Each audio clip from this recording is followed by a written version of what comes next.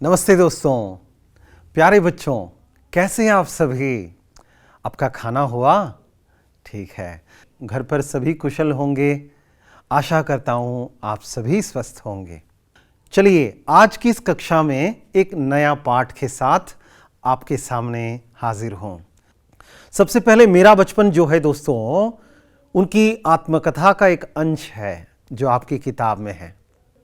ठीक है, साहित्यिक विधा, साहित्य के अलग अलग प्रकारों से आपको परिचित होना है, इसलिए आपको इस साहित्यिक विधा का एक भाग रखा गया है। आत्मकथा क्या है? आत्मकथा किसी ख्यात लेखक व्यक्ति के जीवन की आत्माभिव्यक्ति है। इसमें व्यक्तिगत जीवन के महत्वपूर्ण, तलस्पर्शी और उपदेशात्मक प्रसंगों का संबद्ध वर्णन होता है। यह लेखक की आप बीती और जग बीती है। आप बीती अंदर अवन अनुभव, जग बीती का अर्थ है जग का अनुभव। और एक बात आपको ध्यान में रखना होगा दोस्तों, आत्मकथा हमेशा प्रथम पुरुष में लिखी जाती है। प्रस्तुत गद्यांश को आप देख पा रहे दोस्तों, उनकी अग्नि की उड़ान, इसे अंग्रेजी में उन्होंने लिखा है विंग्स ऑफ फायर करके, उसी का एक छोटा सा अंश आपके यहां पर प्रस्तुत है दोस्तों। ಮಕ್ಕಳೇ, ನೀವೆಲ್ಲ ಅರ್ಥ ಮಾಡ್ಕೊಂಡ್ರಿ ಆತ್ಮಕಥೆ ಅಂದರೆ ಏನು ಅಂತಂತ ಸಾಹಿತ್ಯದ ಪರಿಚಯ ನಿಮಗೆ ಆಯಿತು। ನಾವು ಮುಂದೆ ಬರೋಣ ಮಕ್ಕಳೇ। चलिए, इसमें इस पाठ के लेखक जो है महान चेतना डॉक्टर एपीजे अब्दुल कलाम का परिचय मैं आपको देने जा रहा हूं दोस्तों। डॉक्टर कलाम का जन्म तमिलनाडु के रामेश्वरम में हुआ। 15 अक्टूबर सन 1931 को रामेश्वरम में उनका जन्म हुआ। भारत के वैज्ञानिक क्षेत्र को डॉक्टर कलाम साहब का योगदान अत्यंत अनुपम है दोस्तों। महान वैज्ञानिक डॉक्टर कलाम 25 जुलाई 2002 से 24 जुलाई 2007 तक हमारे देश के राष्ट्रपति थे। वे इस देश के 11वें राष्ट्रपति थे। कलाम साहब, आप मिसाइल मैन और जनता के राष्ट्रपति के नाम से आप प्रसिद्ध है। आपको पद्म भूषण, पद्म विभूषण, भारत रत्न, रामानुजम पुरस्कार आदि अनेक पुरस्कारों से आप सम्मानित है। अग्नि की उड़ान, India 2020, ignited minds, analysing the power with in India आदि आपकी प्रमुख रचनाएं हैं दोस्तों। 27 जुलाई 2015 को इनका निधन हुआ। सबसे पहले मैं दोस्तों आपके सामने, आप अपना किताब उठा लीजिए। वो पहला पन्ना जो है ना, ಮೊದಲನೇ ಪುಟ ತೆಗಿರಿ ಸ್ನೇಹಿತರೆಲ್ಲರೂ, ಪುಸ್ತಕ ತಗೊಳ್ಳಿ। ಬೆರಳಿಡಿಯಲ್ಲಿ ನಾನು ಒಂದು ಪುಟವನ್ನು ಓದ್ತೀನಿ ಇವಾಗ। ಹಿಂದಿನ ಓದಬೇಕು ಮಕ್ಕಳೇ। ನೀವು ಹಿಂದಿನ ಓದೋದ್ರಿಂದ, ಬರೆಯೋದ್ರಿಂದ, ಕೇಳಿಸ್ಕೊಳ್ಳೋದ್ರಿಂದ, ಮಾತನಾಡೋಕ್ಕೆ ಪ್ರಯತ್ನ ಮಾಡೋದ್ರಿಂದ ಭಾಷೆಯನ್ನು ಕಲಿಯಕ್ಕೆ ಸಾಧ್ಯ। चलिए, मैं आदर्श वाचन कर रहा हूँ। मेरा जन्म मद्रास राज्य, अब तमिलनाडु के रामेश्वरम के कस्बे में एक मध्यम वर्गीय परिवार में हुआ था। मेरे पिता जैनुल आबदीन की कोई बहुत अच्छी औपचारिक शिक्षा नहीं हुई थी और न ही वे कोई बहुत धनी व्यक्ति थे। इसके बावजूद वे बुद्धिमान थे और उनमें उदारता की सच्ची भावना थी। मेरी माँ आशी अम्मा उनकी आदर्श जीवन संगिनी थी। मेरे माता पिता को हमारे समाज में एक आदर्श दंपति के रूप में देखा जाता था। मैं कई बच्चों में से एक था। लंबे चौड़े व सुंदर माता पिता का एक छोटी कद काठी का साधारण सा दिखने वाला बच्चा। हम लोग अपने पुश्तैनी घर में रहते थे। रामेश्वरम की मस्जिद वाली गली में बना यह घर चूने, पत्थर व ईंट से बना, पक्का और बड़ा था। मेरे पिता आडंबरहीन व्यक्ति थे, पर घर में सभी आवश्यक चीजें समुचित मात्रा में सुलभता से उपलब्ध थी। वास्तव में मैं कहूँगा कि मेरा बचपन बहुत ही निश्चिंतता, सादगी में बीता। भौतिक एवं भावनात्मक दोनों ही दृष्टियों से मैं प्रायः अपनी माँ के साथ रसोई में नीचे बैठकर खाना खाया करता था। वे मेरे सामने केले का पत्ता बिछाती और फिर उस पर चावल एवं सुगंधित स्वादिष्ट सांबार डालती। साथ में घर का बना अचार और नारियल की ताज़ी चटनी भी होती। इस भाग को मैंने अभी आपके सामने पढ़ा। ಈ ಗದ್ಯ ಭಾಗವನ್ನು ಓದುವಾಗ ಎಲ್ಲೋ ಒಂದು ಕಡೆಗೆ ಕೆಲವು ಶಬ್ದಗಳು ತಮಗೆ ಪರಿಚಿತವಲ್ಲದ ಶಬ್ದಗಳು ಬಂದವು. ಅರ್ಥ ಆಗಲಿಲ್ವಲ್ಲ, ಏನಪ್ಪ ಈ ಶಬ್ದದ ಅರ್ಥ? ಹಾಗಾದರೆ ನೋಡೋಣವಾ, ಕಲಿಯೋಣವಾ. ಹೊಸ ಶಬ್ದಗಳು ಯಾವುದು ಅಂತ ನೋಡೋಣ ಸ್ನೇಹಿತರೆ. ಇಲ್ಲಿ ನೋಡಿ, ಹೌದಾ, ಕಲಾಂ ಸರ್ ಸುಂದರವಾದಂಥ ಒಂದು ಚಿತ್ರ ಇದೆ. ಇಲ್ಲಿ ನೋಡಿ ಮಕ್ಕಳೇ, ನಯೇ ಶಬ್ದೋಂ ಕಾ ಅರ್ಥ. ಕಸ್ಬಾ, ಕಸ್ಬಾ का अर्थ क्या है? छोटा सा शहर है. पुश्तैनी ನೋಡ್ತಾ ಇದ್ದೀರಾ, पुश्तैनी का मतलब है पैतृक यानी पूर्वजों का. रोजाना ಅಂದರೆ ಪ್ರತಿದಿನ, ನಿತ್ಯ ಅಂತಂತ ಅರ್ಥ. वो बुनियाद है.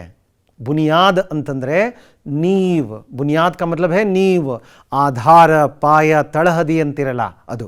ಜೀವನ ಸಂಗಿನಿ, ಗಮನಿಸ್ತಾ ಇದ್ದೀರಾ? ಜೀವನ ಸಂಗಿನಿ ಅಂದರೆ ಜೀವನ ಸಂಗಾತಿ ಅಂತ. ಕದಕಾಠಿ, ಗಮನಿಸ್ತಾ ಇದ್ದೀರಾ ಇಲ್ಲಿ? ಕದಕಾಠಿ का मतलब है ದೇಹ का ಘಟನ. ಸಮುಚಿತ್ ಅನ್ನುವಂಥ ಪದ ಇದೆ. ಸಮುಚಿತ್ ಅಂದರೆ ಯೋಗ್ಯವಾದಂತಹ. ಅದೇ ತರಹ ಪೌಫಟ್ನ का मतलब है ಪ್ರಭಾತ್ ಹೋನ, ಮುಂಜಾನೆ ಆಗೋದು, ಬೆಳಿಗ್ಗೆ ಆಗೋದು ಅಂತಂತ. ಆಯ್ತಾ? राइट. इन सभी शब्दों के, नए शब्दों के अर्थ जानने के बाद इस गद्यांश के बारे में जानेंगे. मेरा बचपन एक महान चेतना डॉक्टर APJ अब्दुल कलाम साहब की एक आत्मकथा है. उस आत्मकथा का एक छोटा सा अंश मैं और आप सब साथ में मिलकर जानेंगे दोस्तों. चलिए आगे बढ़ते हैं. ये देखिए, भारत का एक नक्शा है दोस्तों, आप देख पा रहे हैं इसमें, है ना? भारत के इस नक्शे में आपको पता है तमिलनाडु कहाँ है? बिल्कुल जी, तमिलनाडु यहाँ पे है दोस्तों. तमिलनाडु के इस कोने में रामेश्वरम है. उस रामेश्वरम में डॉक्टर कलाम साहब का जन्म हुआ. चलिए, कलाम का जन्म तमिलनाडु के रामेश्वरम में एक मध्यम वर्गीय परिवार में हुआ था. अब देख पा रहे हैं ना, ये बहुत ही खूबसूरत सुंदर चित्र जो है रामेश्वरम शिव मंदिर का चित्र है ना? तो उनके पिता का नाम जैनुलाब्दीन और माता का नाम था आशी अम्मा. यहाँ जो चित्र है कलाम के पिता जैनुलाब्दीन का चित्र है. मेरे पिता जैनुलाब्दीन की कोई बहुत अच्छी औपचारिक शिक्षा नहीं हुई थी. ಔಪಚಾರಿಕ ಶಿಕ್ಷಣ ಅಂದರೆ ಮಕ್ಕಳೇ, ನೀವೆಲ್ಲ ಶಾಲೆಗಳಿಗೆ ಹೋಗಿ ಏನು ಶಿಕ್ಷಣವನ್ನು ಪಡಿತಾ ಇದ್ದೀರಲ್ಲ, ಅದನ್ನು ಔಪಚಾರಿಕ ಶಿಕ್ಷಣ ಅಂತಾರೆ ಮಕ್ಕಳೇ, है ना? मेरे पिता जैनुलाब्दीन की कोई बहुत अच्छी औपचारिक शिक्षा नहीं हुई थी और न ही वे कोई बहुत धनी व्यक्ति थे. ಅಂದರೆ ಅವರು ಅಷ್ಟು ಶ್ರೀಮಂತರು ಅಲ್ಲ ನನ್ನ ತಂದೆ. ಅಂದರೆ ಒಂದು ಮಧ್ಯಮ ವರ್ಗದಲ್ಲಿ ನನ್ನ ಜನ್ಮ ಆಯಿತು ಅಂತಾರೆ ಕಲಾಂ. इसके बावजूद वे बुद्धिमान थे. ಇಷ್ಟಾದರೂ ಕೂಡ ನನ್ನ ತಂದೆ ಬುದ್ಧಿವಂತರಾಗಿದ್ದರು.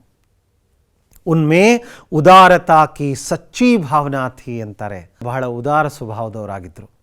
मेरी माँ आशी अम्मा उनकी आदर्श जीवन संगिनी थी अंತಾರೆ. ನನ್ನ ತಾಯಿ ಆಶಿ ಅಮ್ಮ ಇದ್ರಲ್ಲ, ನನ್ನ ತಂದೆಗೆ ಒಬ್ಬ ಆದರ್ಶ ಹೆಂಡತಿ ಆಕೆ, ನಿಜವಾದ ಜೀವನ ಸಂಗಾತಿ ನಮ್ಮ ಅಪ್ಪನಿಗೆ. मेरे माता पिता को हमारे समाज में एक आदर्श दंपति के रूप में देखा जाता था दोस्तों. कलाम के पिता आडंबरहीन व्यक्ति थे. कलाम रवर ತಂದೆ ತುಂಬ ಸಿಂಪಲ್, ಸರಳ ವ್ಯಕ್ತಿಯಾಗಿದ್ದರು. वे सभी अनावश्यक ऐशो आराम वाले चीज़ों से दूर रहते थे. ಅವರು ಮನೆಯಲ್ಲಿ ಯಾವತ್ತೂ ಕೂಡ ಅನಾವಶ್ಯಕವಾದಂಥ ವಸ್ತುಗಳು, ಏಷೋ ಆರಾಮ್ ಅಂತಂದರೆ ಮಕ್ಕಳೇ ನೋಡ್ತಾ ಇದ್ದೀರಾ ಇಲ್ಲಿ, ಶೋಕಿ ಮಾಡ್ತಕ್ಕಂಥ ವಸ್ತುಗಳು, ಆಯಿತಾ? ಇಂಥ ಲಕ್ಸೂರಿಯಸ್ ಲೈಫ್ನಿಂದ ದೂರ ಇರೋರು, ತುಂಬ ಸಿಂಪಲ್ ಲಿವಿಂಗ್, ಹೈ ಥಿಂಕಿಂಗ್ ಅನ್ನೋ ಥರ ಇದ್ದರು ಅವರು. ಸೊ ಹಾಗಿದ್ದರೂ ಕಲಾಂರವರ ತಂದೆ, ಬಹುಶಃ ತಂದೆಯ ಈ ವ್ಯಕ್ತಿತ್ವದ ಪರಿಣಾಮ ಮಗನ ಮೇಲಾಯಿತು. ದೇಶದ ರಾಷ್ಟ್ರಪತಿ ಆದರೂ ಅವರು ಎಷ್ಟು ಸರಳವಾಗಿ ಬದುಕಿದ್ರು, ನಮ್ಮೆಲ್ಲರಿಗೂ ಅವರು ಆದರ್ಶ ಮಕ್ಕಳೇ. ಅವರ ಈ ಒಂದು ಪುಸ್ತಕ ಏನಿದೆ ಅಗ್ನಿ ಕಿ ಉಡಾನ್, ತಾವು ದಯವಿಟ್ಟು ಓದಬೇಕು. ಯಾವುದಾದ್ರೂ ಸ್ನೇಹಿತನ ಬರ್ತ್ಡೇ ಇತ್ತು ಅಂದರೆ ಆ ಪುಸ್ತಕ ಕೊಂಡ್ಕೊಂಡು ಏನು ಮಾಡಿ ಸ್ನೇಹಿತರೆ, ಅದನ್ನು ಗಿಫ್ಟಾಗಿ ಕೊಡಿ. ಇಂಥವನ್ನೆಲ್ಲ ಓದಿದ್ರೆ ಖಂಡಿತ ಮೋಟಿವೇಟ್ ಆಗ್ತೀರಾ ಮಕ್ಕಳೇ, ಪ್ರೇರಿತರಾಗ್ತೀರಾ. ಸರಿ, ಹಾಗಾದರೆ ಕಲಾಂರವರ ತಂದೆಯ ಬಗ್ಗೆ ಕೇಳಿದೆ. ಇಲ್ಲಿ ಕೆಲವು ಅಂಶಗಳನ್ನು ನಾನೇನು ಮಾಡಿದೆ ಮಕ್ಕಳೇ, ಮೊದಲನೇ ಪ್ಯಾರಾಗ್ರಾಫಲ್ಲಿ ಕಲಾಂರವರ ತಂದೆಯ ಬಗ್ಗೆ ಇರೋ ಕೆಲವು ವಿಚಾರಗಳು, ಎರಡನೇ ಪ್ಯಾರಾಗ್ರಾಫಲ್ಲಿರೋ ಕೆಲವು ವಿಚಾರಗಳನ್ನು ಸೇರಿಸಿ ನಾನು ಒಂದೇ ಕಡೆ ಬರೆದಿದ್ದೀನಿ. ಜೈನುಲಾಬ್ದೀನ್ ಅವರ ವ್ಯಕ್ತಿತ್ವದ ಪರಿಚಯ ತಾವಿಲ್ಲಿ ಕಾಣ್ಬೋದು ಸ್ನೇಹಿತರೆ. ಕಲಾಂರವರ ಮನೆ ಚಿತ್ರ ಅದು ಮೊತ್ತ ಮೊದಲನೇ ಚಿತ್ರ ಇದೆಯಲ್ಲ ಮಕ್ಕಳೇ, ಅದು ಕಲಾಂರವರ ಮನೆ. ನಡುವೆ ಇರೋದು ರಾಮೇಶ್ವರಂನ ಬೀದಿಯ ಚಿತ್ರ, ಅಲ್ಲಿ ಅವರ ಮನೆ ಇತ್ತು. ಆ ಪಕ್ಕದಲ್ಲಿ ಒಂದು ಚಿತ್ರ ಇದೆಯಲ್ಲ, ಒಂದು ಮಸೀದಿ ಇತ್ತು ರಾಮೇಶ್ವರಂನಲ್ಲಿ, ಬಹಳ ಹಳೆಯ ಮಸೀದಿ ಇತ್ತು. ಅಲ್ಲಿ ನನ್ನ ತಂದೆ ನನ್ನನ್ನು ಕರ್ಕೊಂಡು ಹೋಗ್ತಾ ಇದ್ರು ಸಾಯಂಕಾಲ ನಮಾಜ್ ಮಾಡಲಿಕ್ಕೆ ಅಂತ ಕಲಾಂ ಹೇಳ್ತಾರೆ. ಬಾಲಕ್ ಕಲಾಂ ಕಾ ಬಚ್ಪನ್ ಸಾದಗಿ ಔರ್ ನಿಶ್ಚಿಂತತಾ ಮೇ ಬೀತಾ. ಕಲಾಂರವರ ಬಾಲ್ಯ ಬಹಳ ಸರಳತೆಯಿಂದ ನೆಮ್ಮದಿಯಿಂದ ಕಳೀತು ಅಂತ ಹೇಳ್ತಾರೆ. ಕಲಾಂ ಸರ್ ಹೇಳ್ತಾರೆ, ಮೈ ಭೀ ಕೈ ಬಚ್ಚೋ ಮೇ ಸೆ ಏಕ್ ಥಾ ಅಲ್ವಾ. ಕಲಾಂ ಸರ್ कहते हैं मेरा बचपन सादगी और निश्चिंतता में बीता. ನನ್ನ ಬಾಲ್ಯ ಅತ್ಯಂತ ಸರಳವಾಗಿ ನೆಮ್ಮದಿಯಿಂದ ನಾನು ಕಳೆದೆ ನನ್ನ ಬಾಲ್ಯವನ್ನು. ಭೌತಿಕ एवं ಭಾವನಾತ್ಮಕ दोनों ही दृष्टियों से, ಅದು ಭೌತಿಕ ವಸ್ತುಗಳಾಗಿರಲಿ ಅಥವಾ ಭಾವನಾತ್ಮಕವಾಗಿರಲಿ ನನ್ನ ಬಾಲ್ಯ ತುಂಬ ಚೆನ್ನಾಗಿ ಕಳೀತು ಅಂತ ಹೇಳ್ತಾರೆ. हम लोग अपने पुश्तैनी घर में रहते थे. पुश्तैनी घर ಪೂರ್ವಜರ ಮನೆ. ನಾವು ನಮ್ಮ ಪೂರ್ವಿಕರ ಮನೆಯಲ್ಲಿ ವಾಸವಾಗಿದ್ವಿ. ಬಹಳ ಗಟ್ಟುಮುಟ್ಟಾಗಿತ್ತು ಮನೆ ಅದು. ರಾಮೇಶ್ವರಂ ಕಿ ಮಸ್ಜಿದ್ ವಾಲಿ ಗಲಿ ಮೇ, ನೋಡಿ ರಾಮೇಶ್ವರಂನ ಮಸೀದಿಯ ರಸ್ತೆಯಲ್ಲಿ, ಇಲ್ಲಿ ನೋಡ್ತಾ ಇದ್ದೀರ ಮಸೀದಿ, ಆ ಮಸೀದಿಯ ಮುಂದಿನ ರಸ್ತೆಯಲ್ಲಿ ಗಲಿ ಮೇ ಬನಾ ಯಹ ಘರ್, ಆ ಬೀದಿಯಲ್ಲಿ ಕಟ್ಟಲ್ಪಟ್ಟಂತಹ ಈ ಮನೆ ಪತ್ಥರ್ ವ ಈಂಟ್ ಸೆ ಬನಾ ಘರ್ ಪಕ್ಕಾ ಔರ್ ಬಡಾ ಥಾ. ಕಲ್ಲಿನಿಂದ ಮತ್ತು ಇಟ್ಟಿಗೆ, ಗಾರೆ, ಸುಣ್ಣ, ಚೂನ ಇವುಗಳೆಲ್ಲವುಗಳಿಂದ ಕಟ್ಟಲ್ಪಟ್ಟಂತಹ ಒಂದು ಗಟ್ಟಿಯಾದಂಥ ಮನೆ, ಒಂದು ದೊಡ್ಡ ಮನೆಯಾಗಿತ್ತು. ಓಕೆ, ಈ ಚಿತ್ರಗಳನ್ನು ನೋಡಿದ್ರಲ್ಲ ಸ್ನೇಹಿತರೆ. ಹಾಗಾದರೆ ಮುಂದುವರಿಯೋಣ. ಕಲಾಂ ಹೇಳ್ತಾರೆ ಅವರೆಷ್ಟು ಸರಳವಾಗಿದ್ದರು ನಾವು ಗಮನಿಸ್ಬೋದು. ಬಾಲಕ್ ಕಲಾಂ ಅಪ್ನಿ ಮಾ ಕೆ ಸಾಥ್ ರಸೋಯಿ ಮೇ नीचे बैठकर खाना खाया करता था. बालक कलाम अपनी माँ के साथ रसोई में नीचे बैठकर खाना खाया करता था. उनकी माँ कलाम के सामने केले का पत्ता बिछाती. केले का पत्ता ಅವ್ರ ಅಮ್ಮ ಹಸ್ಕೊಂಡಿದ್ಯಾ ಕಂದ ಅಂತ ಹೇಳಿ ಆ ಬಾಳೆ ಎಲೆನ ಅವ್ರ ಮುಂದೆ ಹರಡ್ತಾ ಇದ್ರು. जिस पर चावल, उस पर चावल सुगंधित एवं स्वादिष्ट सांबार डालती. ಘಮ ಘಮ ಅನ್ನುವಂತಹ ಸಾಂಬಾರನ್ನ ನಮ್ಮಮ್ಮ ತರಕಾರಿ ಸಾರನ್ನ ಬಡಿಸ್ತಾ ಇದ್ಲು. साथ में घर का बना अचार. ಅಚಾರ್ ಅಂದರೆ ಉಪ್ಪಿನಕಾಯಿ ಮಕ್ಕಳೇ, ಮನೆಯಲ್ಲೇ ಮಾಡಿದಂಥ ಉಪ್ಪಿನಕಾಯಿನ ತಾಯಿ ಬಡಿಸ್ತಾ ಇದ್ರು. और नारियल की ताज़ी ಚಟ್ನಿ. ನೋಡಿ ಈ ಘಟನೆ, ಈ ವಿಚಾರವನ್ನು ನಾನು ಯಾಕೆ ಹೇಳ್ತಾ ಇದ್ದೀನಿ ಅಂತಂದರೆ, ಎಷ್ಟು ಸಿಂಪಲ್ ಅವರ ಊಟ, ಎಷ್ಟು ಸಾತ್ವಿಕವಾದಂಥ ಆಹಾರ, ಎಷ್ಟು ಸರಳವಾಗಿ ಕಲಾಂ ಬದುಕಿದ್ರು. ತಾವು ಕೆಳಗಡೆ ಒಂದು ಫೋಟೋ ಹಾಕಿದ್ದೀನಿ ನಾನಿಲ್ಲಿ. ಮೇಲ್ಗಡೆ ಬಾಲಕ್ ಕಲಾಂನ ಒಂದು ಕಾಲ್ಪನಿಕ ಚಿತ್ರ ಅಲ್ಲಿದೆ.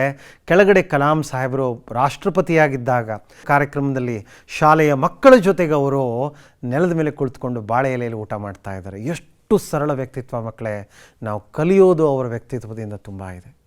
सो कलाम सर, ನಾನು ಈ ವಿಚಾರವನ್ನು ಯಾಕೆ ಹೇಳಿದೆ, मैंने ये बातें इसलिए आपसे कहा कि उनका बचपन बहुत ही सादगी में बीता. ನೋಡಿ ಎಷ್ಟು ಸರಳವಾಗಿ ಅವರ ಬಾಲ್ಯ ಕಳೀತು. ಇಲ್ಲಿ ನೋಡಿ ಪ್ರಸಿದ್ಧ ರಾಮೇಶ್ವರಂ ಟೆಂಪಲ್ ಇದೆ ಅಲ್ವಾ. प्रतिष्ठित शिव मंदिर जिसके कारण रामेश्वरम प्रसिद्ಧ ತೀರ್ಥ ಸ್ಥಳ है ಅಲ್ವಾ.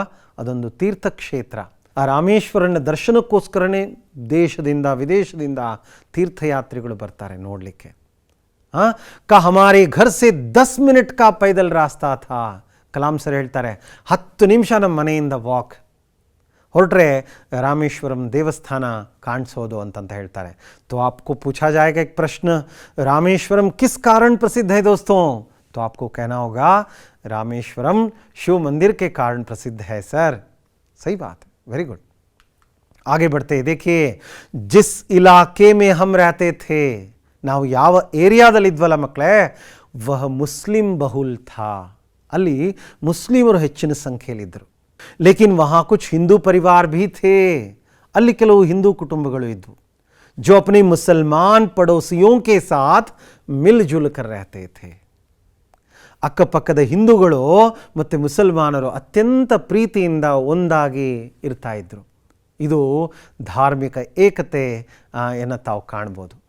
इसी इलाके में एक पुरानी मस्जिद थी. देखिए आप यहाँ पर देख पा रहे हैं कि एक वहाँ पे क्या है, एक मस्जिद का चित्र है जहाँ शाम को नमाज के लिए बालक कलाम को अपने साथ ले जाते थे. ಇದೇ ಒಂದು ಮಸೀದಿಯಲ್ಲಿ ಕಲಾಂರವರ ತಂದೆ ಜೈನುಲಾಬ್ದೀನ್ ಮತ್ತು ಆ ಪುಟ್ಟ ಬಾಲಕ ಕಲಾಂ ಅವರನ್ನು ಕರ್ಕೊಂಡು ಹೋಗ್ತಾ ಇದ್ರು. ಜहाँ पे वे ನಮಾಜ್ ಪಡ್ತೆ ಥೆ. ಕಲಾಂ ಸರ್ ಹೇಳ್ತಾರೆ, ನಾನು ಇದೇ ಮಸೀದಿಯಲ್ಲಿ ಸಾಯಂಕಾಲ ನಮಾಜ್ಗೆ ಅಪ್ಪನ ಜೊತೆ ಹೋಗ್ತಾ ಇದ್ದೆ ಅಂತಂತ ಹೇಳ್ತಾರೆ. ರಾಮೇಶ್ವರಂದ ಆ ಒಂದು ವಾತಾವರಣವನ್ನು ನೋಡಿ ಸ್ನೇಹಿತರೆ, ಎಂಥ ಒಂದು ಧಾರ್ಮಿಕವಾದಂಥ ವಾತಾವರಣ, ಎಂಥ ಒಂದು ಸಾತ್ವಿಕವಾದಂಥ ವಾತಾವರಣ, ಎಷ್ಟು ಅನ್ಯೋನ್ಯತೆ ಪ್ರೀತಿ ಅಲ್ಲಿಯ ಜನರಲ್ಲಿ, ಹಿಂದೂ ಮುಸ್ಲಿಮರ ಒಂದು ಏಕತೆಯನ್ನು ನಾವಿಲ್ಲಿ ಕಾಣ್ಬೋದು ಸ್ನೇಹಿತರೆ. ಇಲ್ಲಿ ನೋಡಿ, ಕಲಾಂರವರ ತಂದೆಯ ಚಿತ್ರ ನೋಡ್ತಾ ಇದ್ದೀರಿ, ಅವರ ಪಕ್ಕದಲ್ಲಿ ಇನ್ನೊಂದು ಚಿತ್ರ ಇದೆ. ಅವರು ರಾಮೇಶ್ವರಂನ ದೇವಾಲಯದ ಪ್ರಧಾನ ಅರ್ಚಕರು. ಪಕ್ಷಿ ಲಕ್ಷ್ಮಣ ಶಾಸ್ತ್ರಿಗಳು ಜೈನುಲಾಬುದ್ದೀನ್ ಅವರು ಬಹಳ ಆತ್ಮೀಯ ಗೆಳೆಯರು. रामेश्वरम मंदिर के सबसे बड़े पुजारी पक्षी लक्ष्मण शास्त्री कलाम के पिता के अभिन्न मित्रते, भिन्न ಬೇರೆ ಬೇರೆಯ अभिन्न ಬೇರೆ ಮಾಡಲಾಗದಂತಹ आध्यात्मिक मामलों पर चर्चाएं करते रहते थे. बालक कलाम छोटा सा था, वहीं खेलता रहता था उनके आसपास. उन दोनों की बातों को बालक कलाम सुनता रहता था बहुत ही ध्यान से. बालक कलाम कहते हैं, एक दिन मैं प्रश्न पूछने लायक बड़ा हुआ तो मैंने पिता से पूछा. नमाज की प्रासंगिकता के बारे में मैंने पिता से एक बार प्रश्न पूछा. ಅವರು ಇಷ್ಟು ಬ್ಯೂಟಿಫುಲ್ ಆದಂಥ ಒಂದು ಉತ್ತರ ಕೊಡ್ತಾರಂತಂದರೆ ನೋಡಿ ಸ್ನೇಹಿತರೆ, ಜಬ್ ತುಮ್ ನಮಾಜ್ ಪಡ್ತೆ ಹೋ, ಜೈನುಲ್ ಆಬ್ದೀನ್ ಹೇಳಿದ್ರು ಅಬ್ದುಲ್ ಕಲಾಂಗೆ, जब तुम नमाज पढ़ते हो ना बेटा, तुम अपने शरीर से इतर ब्रह्मांड का हिस्सा बन जाते हो, जिसमें दौलत, आयु, जाति, धर्म, पंथ का कोई भेदभाव नहीं होता. ನೀನು ಆ ರೀತಿಯಾಗಿ ದೇವರೊಂದಿಗೆ ಕನೆಕ್ಟ್ ಆದಾಗ ಅಲ್ಲಿ ಸಂಪತ್ತಾಗಲಿ, ವಯಸ್ಸಾಗಲಿ, ಜಾತಿ ಆಗಲಿ, ಧರ್ಮಗಳಾಗಲಿ ಯಾವುದೇ ಭೇದಭಾವ ಇರಲ್ಲ. खुदा के घर में सब एक है. वे कहते थे नमाज पढ़ने से भाईचारे की भावना बढ़ती है. ಒಂದು ಭ್ರಾತೃತ್ವ ಬೆಳೆಯುತ್ತೆ ಮಕ್ಕಳೇ ನಮಾಜ್ ಓದೋದ್ರಿಂದ, ಎಲ್ಲ ಒಟ್ಟಿಗೆ ಪ್ರಾರ್ಥನೆಗಳನ್ನು ಮಾಡೋದ್ರಿಂದ ಅಂತಂತ ಅಲ್ವಾ. ಅದರ ಒಂದು ವೈಬ್ರೇಷನ್ನೇ ಬೇರೆ ಇರುತ್ತೆ, ಅದರ ಶಕ್ತಿನೇ ಬೇರೆ ಇರುತ್ತೆ. पिताजी की दिनचर्या, ನನ್ನ ತಂದೆಯ ದಿನಚರಿ, ಪೌ ಫಟ್ನೆ ಕೆ ಪಹಲೆ, ಪೌ ಫಟ್ನಾ ಅಂತ ಹೇಳಿದೆ ನಾನು, ಪ್ರಭಾತ್ ಹೋನಾ, एक मुहावरा है वो. पिताजी की दिनचर्या पौ फटने के पहले सुबह 4 बजे नमाज पढ़ने के साथ शुरू हो जाती थी. ನನ್ನ ತಂದೆಯ ದಿನಚರಿ ಬೆಳಿಗ್ಗೆ ಕೋಳಿ ಕೂಗುವುದಕ್ಕಿಂತ ಮುಂಚೆ 4 ಗಂಟೆಗೆ ನಮಾಜ್ ಮಾಡೋದ್ರೊಂದಿಗೆ ನನ್ನ ತಂದೆಯ ದಿನಚರಿ ಪ್ರಾರಂಭ ಆಗೋದು ಸ್ನೇಹಿತರೆ. नमाज के बाद वे हमारे नारियल बाग जाया करते थे. नारियल बाग, ತೆಂಗಿನ ತೋಟ, ಬಾಗ್, ಬಗೀಚಾ. 4 ಗಂಟೆಯ ನಮಾಜ್ನ ನಂತರ ನನ್ನ ತಂದೆ ಆ ಒಂದು ತೆಂಗಿನ ತೋಟಕ್ಕೆ ನಡ್ಕೊಂಡು ಹೋಗ್ತಿದ್ರು. ಬಾಗ್ ಘರ್ ಸೆ ಕರೀಬ್ 4 ಮೀಲ್ ದೂರ ಥಾ. ಅಂದರೆ 1 ಮೈಲ್ ಅಂದರೆ ಮಕ್ಕಳೇ ಸುಮಾರು 1.5 ಕಿಲೋಮೀಟ್ರು. ಅಷ್ಟು ದೂರ ಅವರು ವಾಕ್ ನಡ್ಕೊಂಡು ಹೋಗ್ತಾ ಇದ್ರು. ಆ ತೋಟಕ್ಕೆ ಹೋಗಿ ಅಲ್ಲೆಲ್ಲ ಆ ತೆಂಗಿನಕಾಯಿಗಳನ್ನು ಆರಿಸ್ಕೊಂಡು ತಮ್ಮ ಭುಜದ ಮೇಲೆ ಹೊತ್ಕೊಂಡು ಬರ್ತಾ ಇದ್ರು. ಕರೀಬ್ ದರ್ಜನ್ ಭರ್ ನಾರಿಯಲ್, ಸುಮಾರು 1 ಡಜನ್ನಷ್ಟು ನಾರಿಯಲ್ಗಳನ್ನು, ದರ್ಜನ್ ಮನೆ ಡಜನ್ 12 ನಾರಿಯಲ್ ಕಂಧೆ ಪರ್ಲಿ, ಹತ್ರ ಸುಮಾರು ಒಂದು 12ರಿಂದ 15ರಷ್ಟು ತೆಂಗಿನಕಾಯಿಗಳನ್ನು, ಬಿದ್ದಿರೋ ಒಣದು ಹಸಿದು ಎಲ್ಲವನ್ನ ಹೊತ್ಕೊಂಡು ಪಿತಾಜಿ ಘರ್ ಲೌಟ್ತೆ, ಅಪ್ಪ ಮನೆಗೆ ವಾಪಸ್ ಆಗ್ತಾ ಇದ್ರು. उसके बाद ही उनका नाश्ता होता था. ಅದರ ನಂತರನೇ ಅಪ್ಪ ಮುಂಜಾನೆಯ ಉಪಹಾರವನ್ನು ಮಾಡ್ತಾ ಇದ್ದದ್ದು. अपनी ಜಿಂದಗಿ के 60 साल तक, ತಮ್ಮ ಜೀವನದ 60 ವರ್ಷದ ತನಕ ನನ್ನ ತಂದೆ ಈ ಫಿಟ್ನೆಸ್, ದೈಹಿಕ ಆರೋಗ್ಯವನ್ನು ಕಾಯ್ಕೊಂಡಿದ್ರು ಅಂತ ಕಲಾಂ ಒಂದು ಕಡೆ ಹೇಳ್ತಾರೆ. ಓಕೆ, ಪಿತಾಜಿ ಉಸ್ಕೆ ಬಾದ್ ಘರ್ ಲೌಟ್ತೆ ಥೆ. ಕಲಾಂ ಸರ್ ಹೇಳ್ತಾರೆ, ನಾನು ನನ್ನ ವಿಜ್ಞಾನ, ಸೈನ್ಸ್ ಆ್ಯಂಡ್ ಟೆಕ್ನಾಲಜಿನ, ನಾನು ವಿಜ್ಞಾನಿ ಆದಮೇಲೆ मैंने अपनी विज्ञान एवं प्रौद्योगिकी, प्रौद्योगिकी ಅನ್ನೋ ಶಬ್ದದ ಅರ್ಥ ತಂತ್ರಜ್ಞಾನ, ಟೆಕ್ನಾಲಜಿ. ನಾನು ನನ್ನ ಸೈನ್ಸ್ ಆ್ಯಂಡ್ ಟೆಕ್ನಾಲಜಿಯ ಇಡೀ ಜೀವನದಲ್ಲಿ ನಾನೊಬ್ಬ ವಿಜ್ಞಾನಿಯಾಗಿ DRDOಗೆ ಕೆಲಸ ಮಾಡಿದೆ, ಇಸ್ರೋಗೆ ಕೆಲಸ ಮಾಡಿದೆ, ಬೆಂಗಳೂರಿನ HAL ಕೆಲಸ ಮಾಡಿದ್ರು ಕಲಾಂ ಸಾಹೇಬರು ಪ್ರಾರಂಭದಲ್ಲಿ. ಓಕೆ, ಇದೆಲ್ಲ ಜೀವನದಲ್ಲಿ ನಾನು ಪಿತಾ ಕಿ ಬಾತೋಂ ಕೋ ಅನುಸರಣ ಕರ್ನೆ ಕಾ ಪ್ರಯತ್ನ ಕೋಶಿಶ್ ಕಿ ಹೈ. ತಂದೆಯ ಮಾತುಗಳನ್ನು ನಾನು ತುಂಬ ಫಾಲೋ ಮಾಡೋಕ್ಕೆ ಪ್ರಯತ್ನ ಪಟ್ಟಿದ್ದೀನಿ. ಅಪ್ಪ ಯಾವಾಗಲೂ ಒಂದು ಮಾತು ಹೇಳೋರು, ಪಿತಾಜಿ ಅಕ್ಸರ್ ಏಕ್ ಬಾತ್ ಕಹಾ ಕರ್ತೆ ಥೆ, ಐಸಿ ಕೋಯಿ ದೈವಿ ಶಕ್ತಿ ಜರೂರ್ ಹೈ. ಇಂಥದ್ದು ಯಾವುದೋ ಒಂದು ದೈವಿ ಶಕ್ತಿ, ಡಿವೈನ್ ಎನರ್ಜಿ, ದೇವರಿಗೆ ಸಂಬಂಧಪಟ್ಟಂಥದ್ದು ದೈವಿ. ऐसी कोई दैवी शक्ति ज़रूर है जो हमें भ्रम, दुख और विषाद और असफलता से छुटकारा दिलाती है. ನೋಡಿ, ನಮ್ಮ ಅಂಥ ಒಂದು ಕಣ್ಣಿಗೆ ಕಾಣದೇ ಇರತಕ್ಕಂಥ ಒಂದು ಶಕ್ತಿ, ಆ ಒಂದು ದೈವಿ ಶಕ್ತಿ ಖಂಡಿತವಾಗಿ ಇದೆ. ದೇವರಿದ್ದಾನೆ ಮಕ್ಕಳೇ. ಅದು ನಮ್ಮನ್ನು ಭ್ರಮೆ, ದುಃಖ, ನೋವು ಮತ್ತು ಸೋಲುಗಳಿಂದ ನಮಗೆ ಮುಕ್ತಿಯನ್ನು ಕೊಡುತ್ತೆ. और तथा सही रास्ता दिखाती है, निಮಗೆ ಸರಿಯಾದಂತಹ ಒಂದು ಮಾರ್ಗವನ್ನು ತೋರಿಸುತ್ತೆ ಅಂತಂತ. इस प्रकार कलाम साहब कहते हैं, मैंने अपनी ज़िंदगी में पिता की उन बातों को अनुसरण करने का प्रयत्न कोशिश की है करके कहते हैं. ಹಾಗಾದರೆ ಇಷ್ಟು ಹೊತ್ತಿನ ತನಕ ನಾವೆಲ್ಲ ಕಲಾಂರವರ ಜೀವನದ ಒಂದು ಸಂದೇಶದ ಒಂದು ಚಿಕ್ಕ ಭಾಗವನ್ನು ನೋಡಿದ್ವಿ ಮಕ್ಕಳೇ. ಇಷ್ಟೊತ್ತಿನ ತನಕ ಕಲಾಂರವರ ಮೇರಾ ಬಚ್ಪನ್ ಭಾಗದ ಒಂದು ಅರ್ಧ ಭಾಗದ ಅಂಶವನ್ನು ನಾವೆಲ್ಲ ಗಮನಿಸಿದ್ವಿ. ಅದಕ್ಕೆ ಸಂಬಂಧಪಟ್ಟಂತಹ ಕೆಲವು ಪ್ರಶ್ನೆಗಳಿದ್ದಾವೆ ಸ್ನೇಹಿತರೆ. चलिए अब इसका जवाब दीजिए मुझे. अब्दुल कलाम का जन्म कहाँ हुआ भाई? अच्छा, तुम बताओगे? जी हाँ, बिल्कुल सही. तमिलनाडु के रामेश्वरम में अब्दुल कलाम का जन्म हुआ. जैनुल आबदीन कैसे व्यक्ति थे? ओके, जैनुल आबदीन आडंबरहीन व्यक्ति थे, बहुत ही सीधा साधा आडंबरहीन व्यक्ति थे. बालक कलाम का बचपन कैसे बीता दोस्तों? सादगी और निश्चिंतता में बीता. ತುಂಬ ಸರಳವಾಗಿ ನೆಮ್ಮದಿಯಿಂದ ಅವರ ಬಾಲ್ಯ ಕಳೆಯಿತು ಮಕ್ಕಳೇ. और लास्ट में रामेश्वरम किस कारण प्रसिद्ध है दोस्तों? रामेश्वरम प्रसिद्ध शिव मंदिर के कारण प्रसिद्ध है ना? तो आपने देखा.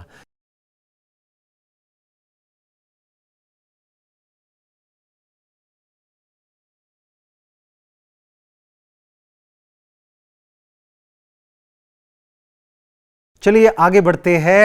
यहाँ एक विलोम शब्द है. अब तक हमने जाना ना उन विलोम शब्दों का क्या किया है. मैंने क्या किया, यहाँ पे सामने गलत गलत विलोम शब्दों को लिखा है. अभी आपको क्या करना होगा, इन्हें सेट करके लिखना होगा, उनके सामने ठीक बताना होगा. चलिए आप बताएंगे. अच्छा तुम बताओ भाई, देखेंगे. तुम बताओ. Very good. तो बहुत का, ठीक है, बहुत का विलोम शब्द कौन सा है? अभी मुझे बताइए आप. ठीक है, बिल्कुल सही कहा, बहुत कम, है ना? तो बहुत का क्या होता है? बहुत का विलोम शब्द कम है. ठीक है, अगला शब्द है सफल. सफल का विलोम शब्द क्या है? चलिए आ ही गया, असफल. अच्छा, बड़ा, बड़ा का क्या है विलोम शब्द, क्या है? अच्छा, आप सबने सही बताया, बड़ा का विलोम शब्द छोटा है. देखिए.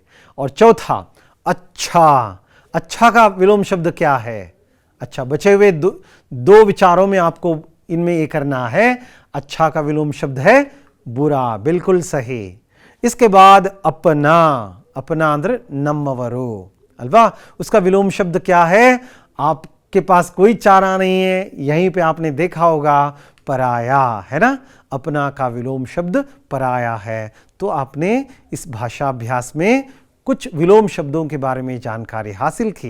ठीक है दोस्तों, आखिरकार मैं क्या कर रहा हूँ, आपको एक गृह कार्य दे रहा हूँ. धीरे से लिख लीजिए. ನಾನು ನಿಮಗೆಲ್ಲ ಒಂದು ಹೋಮ್ವರ್ಕ್ ಕೊಡ್ತಾ ಇದ್ದೀನಿ ಮಕ್ಕಳೇ. ಈ 4 ಪ್ರಶ್ನೆಗಳ ಉತ್ತರಗಳನ್ನು ಬರೆದು ನಿಮ್ಮ ಟೀಚರ್ಸಿಗೆ ತೋರಿಸ್ಬೇಕು. ಓಕೆ, 1ರಿಂದ 2 ವಾಕ್ಯ ಅಥವಾ 3 ವಾಕ್ಯದಲ್ಲಿ ಬರೆದ್ರೆ ಸಾಕು. 1 ವಾಕ್ಯ ಆದರೆ 1 ವಾಕ್ಯ, 2-3 ವಾಕ್ಯದ ಉತ್ತರ ಬಯಸಿದ್ರೆ ಆ ಥರ ಬರೆದು ತಿಳಿಸ್ಬೇಕು. ನಿಮ್ಮ ಟೀಚರ್ಸಿಗೆ ತೋರಿಸ್ಬೇಕು. बालक कलाम का बचपन कैसे बीता? ಮೊದಲನೇ ಪ್ರಶ್ನೆ. ಎರಡನೇ ಪ್ರಶ್ನೆ, ಕಲಾಂ ಕೆ ಪಿತಾ कैसे व्यक्ति थे? ಎಂತಹ ವ್ಯಕ್ತಿಗಳಾಗಿದ್ದರು? ಆಶಿಯಮ್ಮ ಅಬ್ದುಲ್ ಕಲಾಂ ಕೋ ಖಾನೆ ಮೇ ಕ್ಯಾ ಕ್ಯಾ ದೇತಿ ಥಿ? ಹೌದು ಹೌದು, ಇದು ನಿಮ್ಮ ಫೇವರೇಟ್ ಕ್ವಶನ್, ನನಗೆ ಗೊತ್ತು. ನಿಮಗೆಲ್ಲ ಉತ್ತರ ಬಾಯಲ್ಲಿದೆ, ಬರೀರಿ, ಮೊದಲು ಬರೆದು ಪ್ರಾಕ್ಟೀಸ್ ಮಾಡಿ. ಜೈನುಲ್ ಆಬದೀನ್ ನಮಾಜ್ ಕೆ ಬಾರೆ ಮೇ ಕ್ಯಾ ಕಹತೆ ಥೆ? ಎಷ್ಟು ಸುಂದರವಾದಂಥ ಸಂದೇಶ ಇದೆ. ಆ ಸಂದೇಶವನ್ನು ಇದನ್ನು ಕುರಿತು ನೀವು ಬರಿಬೇಕಾಗತ್ತೆ ಸ್ನೇಹಿತರೆ.